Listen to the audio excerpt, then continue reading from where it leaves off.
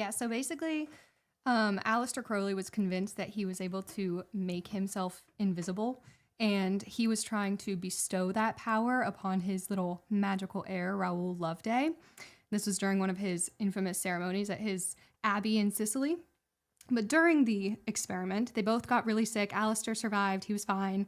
But the nurse that was helping them said that Raoul became slowly fainter and fainter until he just completely disappeared. And so Alistair buried him in a quote unquote empty coffin, like there was absolutely nothing in it. And later, Raoul's wife, who was there, she was present for all of this. She blames Alistair Crowley for this, or Crowley for this. But just a few years later, in 1929, they came out and said, oh no, actually, he just died from inflammation of the intestines. Nothing to see here. So I'll tell you why this is important, why Aleister Crowley is so significant to the things that are happening today, okay? What ended up happening was Mussolini, the evil fascist, kicked him out of the country for being a Satanist.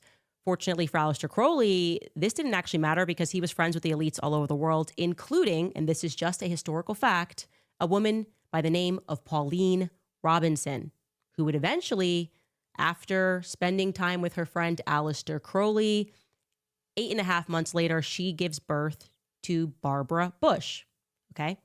This is just, again, a little over 8.5 months after hanging out with Aleister Crowley. Obviously, you know who Barbara Bush is, the mother of George Bush. Now, this is the source of the rumors that Barbara Bush is actually the child of Aleister Crowley. Now, why am I telling you that? Why am I starting this episode speaking about these occult rituals and the idea that the elites are practicing occult magic?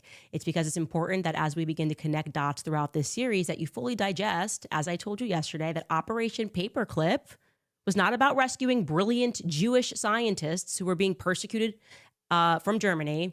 It was about rescuing wealthy occult perverts like Sigmund Freud and his boys, referring to them as scientists, saying that they had scientific breakthroughs so they could go on doing perverted things and go on being the elites. The same families have been in power for a very long time. Everything else is just an illusion, okay? I don't know how some people don't recognize that. Just looking around at who they keep trying to tell us is a genius. How is it always the rich people? Do you guys really think that every offensively wealthy kid who makes his butler do his homework grows up and becomes a tech genius?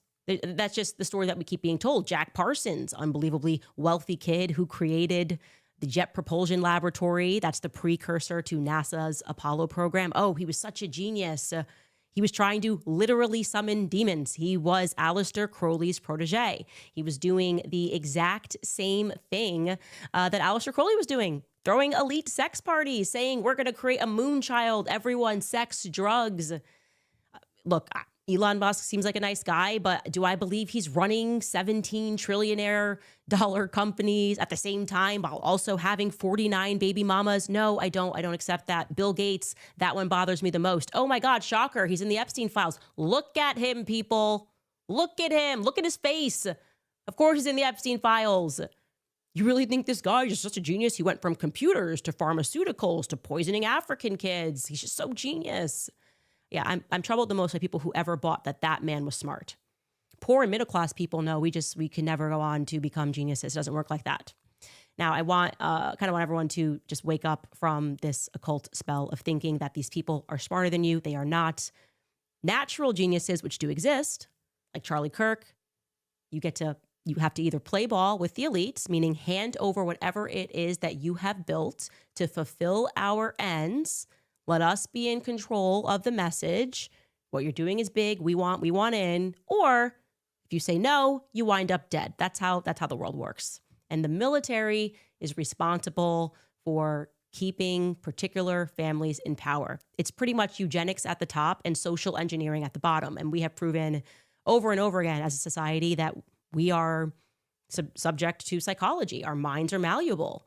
They've trained us via marketing to poison ourselves so that we can't have more offspring, aggressive marketing campaigns, propaganda, repeat promises of scientific breakthroughs. Scientific breakthrough. Oh my God, we had no idea it caused cancer. What do you mean she can't get pregnant? We're so shocked.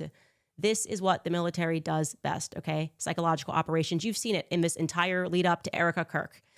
It is part of the reason I believe, I don't know if you've thought about this a lot like I have, why did the military choose to have us all watch Charlie's execution? Think about that. They could have just like poisoned his drink or something, done their standard, mess with the brakes and then get into a car accident. I don't know. But no, they wanted us to watch it. They wanted to make sure that we all watched it and we had an emotional reaction, and that they could sort of harness our emotions to get behind Erica, right? Erica, that was where it was supposed to go. You watched it. She's the widow. That's why they just keep saying the thing. She's the grieving widow. She's a grieving widow. Never mind everything that she's doing right now. Never mind the lack of concern that she seems to have for this investigation. Me sitting down with her and her speaking about Charlie, and never is emotion coming up. And she's like, yeah, I like to work. But then when I see the first trace of emotion, it's about her mother, who's alive, but Charlie's dead. Charlie's dead. Everyone recognized something was off about that. The way that they are defending her is crazy. I've never seen anything like it. I could do 27,000 series, like I said, about Hillary Clinton. They wouldn't care. They wouldn't care at all. But Erica, my goodness, there is something there. You cannot touch or speak about it because, well, they cast a spell. What's wrong with you guys? Well, anyway, let's quickly recap the military connections that we've already established in the Erica Kirk story, right? So we learned that Erica was born at the Good Samaritan Hospital on either the 20th or the 22nd of November of 1988. It depends on who's telling the story. Is it Erica? Is it Lori? Is it Erica's dad? A hospital graciously gifted by the Marine Corps after they were kind of caught experimenting on human brains, because who among us hasn't been caught experimenting on human brains unethically? Youth, I guess, is wasted on the young. You should also know that Far Far